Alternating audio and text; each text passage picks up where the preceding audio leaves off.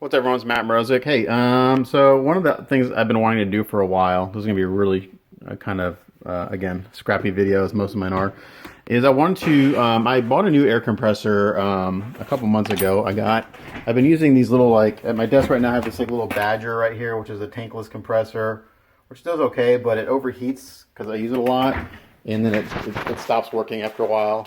And I was using a little hobby air compressor for a while. Got one back here, but these have, and I've been using these for like 10 years, and they're finally starting to die. So I bought myself a California Air silent air compressor, and this one is a, I believe it's a 5-gallon. Hold on, I guess it's a real scrap. I had not planned on doing a video on this, but I figure if anyone's interested in doing this, this might be helpful because I'm gonna kind of go through this. This is a 1 horsepower. 5-gallon silent air compressor from California Air. The decibels on this, I believe, is I may not say it on here. I want to say it's like 65 decibels, which is comparable to it's what they would consider normal conversation as far as how loud it is. Let me turn it on for you real quick so you can see how loud it is. So now my booth is running too, but the air compressor itself is relatively quiet. But even this, I can hear it downstairs and stuff. So what I'm gonna do is, and what I want to do is I don't want to have an air compressor at my bench anymore. So what I did is I bought myself an airline kit, and I'm gonna put this air compressor either in the attic that's next to my work area, or like up in the attic of the house. It should be okay up there. It should, I think it says don't use it in temperatures like above 150 degrees. It doesn't get that hot up in my attic, even though it's Texas. Actually, I have a small air leak. I can hear it. So I need to go through and kind of check the fittings and stuff. So what came on the air compressor was this regulator right here is actually, did not come with it. I know this did come with it. So this is the air pressure that's in the tank.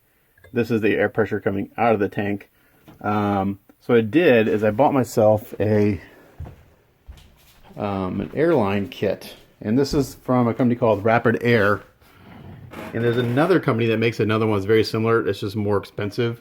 So the kit comes with, the kit I bought is a 100-foot kit, I believe. Here's the box. Rapid Air kit number 90500. It's called the Master Kit. I want to say this is a 100-foot kit or a 50-foot kit. Let's see. What does it come with? Okay, so it comes with 50 foot of tubing. It says it can be used in a shop up to 1,200 square foot. 1 air user, light duty air tools, 30 CFM max airflow. So for what I'm doing, which is airbrush work, this is perfect. I'm not using impact hammers or anything like that. You'd probably need something a little more heavy duty if you were doing like stuff in your garage, and I would need a bigger air compressor. But what I've started to do is I've actually started to put together a few assemblies. So I bought a decent water trap and air compressor or air regulator. So so right here is a door. This is right next to my bench. That's like this is my walk-in attic where we keep like all our Christmas decorations and stuff like that. Focus is all jacked up. So I think I can make room in here. It's a mess right now because we're in the middle of Christmas. It'll get organized. I think I can make room in here for it, for the air compressor somewhere, where I can run lines from here. Otherwise, I'll have to put it up in the attic above me. But the idea is I have one compressor working both areas, the paint room and my bench. So this is kind of like the intro video to that. And so like I put together one assembly already, and this will be the assembly at my workbench. It's got, I put a bend in here, so this will be the line coming in from the air compressor into this mounting block. I have, let me turn on autofocus so why it's not on. Then I have another air regulator here so I can control the air pressure at my airbrush. And then I have a quick connect here. These are quarter inch, like what you would find in like a garage. But then I was at Harbor Freight, and they have airbrush hoses, and they just happened, it was perfect, because I was trying to, how am I going to hook it up? They just happened to have the correct female end on here to accept the male end, a 1/4 inch, which is great because otherwise I have to go dig around and try to find adapters to go from 1/4 inch to 3/8 inch to fit my airbrushes. So then from there, I'll add a quick connect to this end, which will go into my airbrush, and that way, if I have like 2 airbrushes going, I can just use the quick connect. This is tied directly right now. Quick connect to go between the airbrushes. At one point, I had like 3 and 4 hoses going to each individual airbrush. It was too much. I just want one hose, one quick connect, and go from there. So what I'll do is I'll get the air compressor situated. And then from there I can run my lines. And so like what I'm going to do with this guy is right now I have, this is like my workbench airbrush setup. I'm going to actually mount it down here on the side of the cabinet. And so the air line will actually go straight back through the wall there, right to the air compressor. And then I can have air here, and I can regulate it right there. You know, I can have as much or as little as I want. And then I'll do the exact same thing in the spray room. This comes into play. I probably should have bought 2 of these guys, but these, even the cheap ones are expensive. These are like 50 bucks a piece, but it's got a moisture trap in there. So what I probably will do, well, and also on this one, forgot to mention, I put a valve on the bottom here, so like before I start spraying, I can just open that up. It'll release any moisture that's trapped in the system. And I also have an inline air trap in my airbrushes that I use too. So you want to keep moisture out of your airlines for sure, or you know, try to get it out. So yeah, so this will be like the similar setup in the spray room here. It's more important that I keep water out of the paint in the spray room because that's lacquers and stuff. And here I'm using acrylics, so if I get a little water in the line, it's not going to kill it because they're acrylics. Now, of course, if the water is oily or dirty, that'll make a difference. But I haven't had a problem with a lot of moisture in here, so I don't know. We'll find out. Maybe later we'll have to add a moisture trap to this, which is no problem. I can actually just do an inline here, or I can replace this regulator with something similar to this. You know, they do make smaller ones that are, this is kind of heavy duty, but yeah, so I plan on having one air compressor running a line to my spray room and a line to my bench, and then I just have one. And then as far as getting power to the air compressor, because there's no outlets in the attic, I'll probably just do a down and dirty like extension cord coming from underneath my door into a power strip where I can maybe it's in its own, you know, I can turn this power strip on and off. That way the air compressor doesn't kick on. You know, if it's losing air in the middle of the night, I can just turn this power strip on and off, and then it's good to go. So I guess like that's like intro video number 1 to doing these airlines. As far as putting the airlines together, it's really simple. Again, I'm doing this really scrappy. I don't have a tripod set up, but all the as far as the tubing goes, it's a pressure fit. So it's simply, let me pull these guys out. I already got one in the first like area. Simply you push the tube into this hole and give it a little twist, and then it's a compression fit. I already have, there's a very short piece of tubing right in here between, you can see the blue there, between this bend and this coupling, and it's secure. I can't pull it out. Now if you do need to pull it out, you simply just push down on this piece and pull it out, and it'll release it. So super easy to do, I think. My trick right now is trying to find out where I should put my air compressor, where I have room. I may take it up in the attic and turn it on and see if it like echoes through the whole house, because you know upstairs in the upstairs attic that's like open to the whole house. Or back here in my work area, it may be more muffled. So that's the idea, is basically kind of get it in an attic where it's more sound deadening, and where I just have one air compressor and get rid of this little Badger one. It's served me well. This would be perfect like if I want to take it to Wonderfest or like to a competition, or like if I'm going to a show and I need an air, it's perfect for that. But when I do spray at my bench, I tend to spray for a long period of time, and it overheats and it can't keep up. And it's tankless, so the air pressure isn't consistent. So I want to kind of get rid of that. But so that's a down and dirty video number 1 for running airlines to my workbench and to the spray room.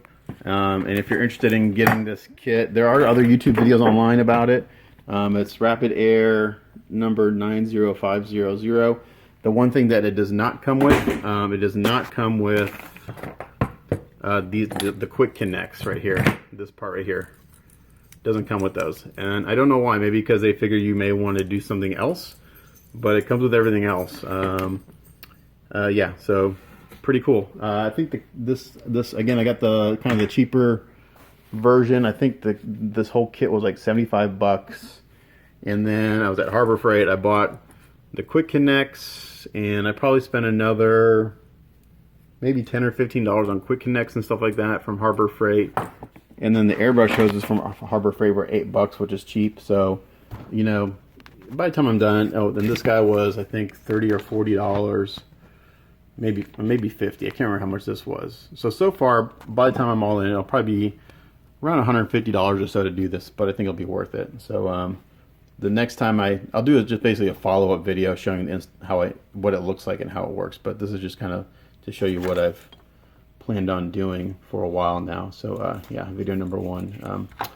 Stay tuned for part 2. Okay, well, a couple hours later, and I got the airlines all installed. So the installation was really easy. The hard part was making 2 or 3 additional trips to the hardware store. I needed to go get a couple more couplings like this and a couple more elbows. So I just bought, they have like another little accessory kit for like 25 bucks. It's cheaper to buy that than buy all the parts individually. So now what I have, this is at my workbench. So it's all clean. Look how clean it is. If you would have seen this place yesterday, it would have been, there was just crap everywhere. So I spent the day cleaning and upgrading the space again, as I'm always doing. So anyway, like I had mentioned previously, I've got this setup here where I've got an air regulator right here, quick coupler right here. If I want to unhook here, I can do that.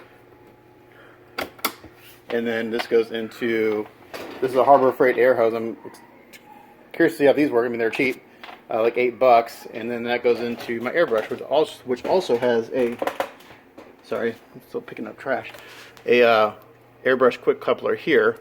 I bought a bunch of these off of Amazon a long time ago. Don't get that. A lot of ones are crazy expensive. Just go to Amazon and get the cheap ones because they work just as well. So right now I just have one airbrush here. Hold on. I typically only have one here. Sometimes I'll have 2, but typically just one. And I can just roll that hose up. So now I don't have that little compressor down there that was run, you know, constantly when I was using it, and it would jump around the floor, so I was constantly kicking it. So that's out of my way. And I've got the air hose going. It's really dark because, you know, it's my phone. So I got that blue air hose, and I just drilled a 1/2-inch hose into the wall. And then back in the attic, I showed you earlier, just took that hose and came out the back side. I got to clean up all the insulation, and I went up the wall. And I did buy some little clamps that can clamp this to the wall and make it a little neater later. And just went up the roof line, and I'm going to pause and show you where that comes out. Give me 1 second. Okay, so I'm up in the attic. It's a little dark here, but and I got a light on my head. Maybe if I take the light off. See where that light's coming out of? That's that attic space that I was just in.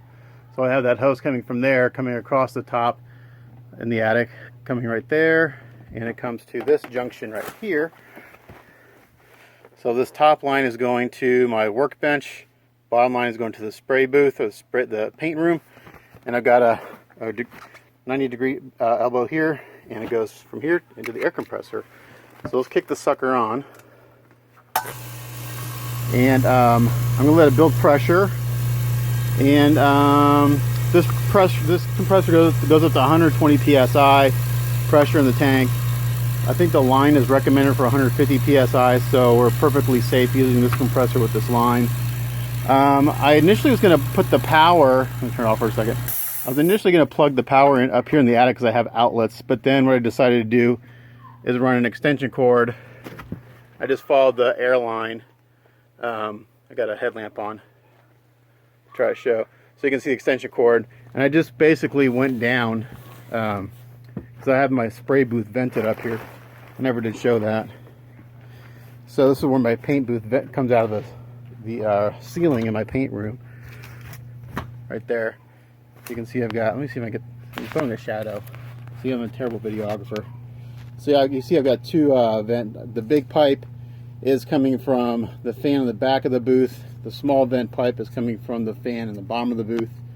And you can see the blue hose there and the extension cord. And I just went through down the side of that smaller vent tube into the paint room. So I'm going to turn the compressor back on and I'll see in the paint room. Okay, so here we are in the paint room, and you can see I've got the airline and the extension cord coming down, and I have all my stuff plugged into this power strip, and that power strip is in turn plugged into a wall, so I can come in and turn the whole room off, turn it on all at one time, and that includes the air compressor, which I cannot hear one bit, and it's running, so that's awesome. Comes down the side. Again, I got some clamps. I can clean this up a little bit, and then I've got the air regulator. The one thing I wasn't thrilled about is that I really can't see my PSI here. It's not the end of the world, because a lot of times I don't even look at the numbers. I just go by the feel of what I'm getting. So I'll have to play with this. But yeah, I got air coming out of my airbrush. Pretty cool. So I'll have to maybe dink with this a little bit.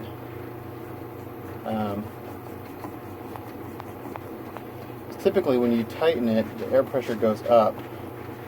This one's different. Okay. This one, when you tighten it, it goes down. Okay, so I'll have to play with that. And then back at the workbench, we should have the same. We should have air. Let's see. Yeah, got air. And I can control the air pressure right here. So pretty cool. That's pretty awesome. So now I have one compressor for 2 locations, and I can't hear it. The only noise I have now is the booth itself, which isn't too bad. And 2 additional upgrades. My friend Jaime is a very talented artist. He does his amazing paintings, and he posted this one on Facebook a couple months ago. I was like, man, that looks really awesome, and he gave it to me for Christmas, so thank you, Jaime. And then I was able to hang up the Stargate blueprint that my buddy Steve Hyde gave me. So this is the blueprint for Ross Palace. Steve Hyde was one of the master modelers on the movie, and one of his models was Ross Palace, and this is the blueprints for it. And he's actually making a kit of this, which I hope to get from him eventually. He's got the original castings from the movie, I'm not sure the molds are castings. I think it's an original casting, which you'll have to make a mold from, but pretty cool. So yeah, so really, again, janky, scrappy video from me, but I'm so excited. I have my air compressor in the attic. I don't hear it, and I have it in 2 locations. Very cool. So I'm going to be working on this guy. Look how clean my place is. It's like amazing. There was shit everywhere earlier.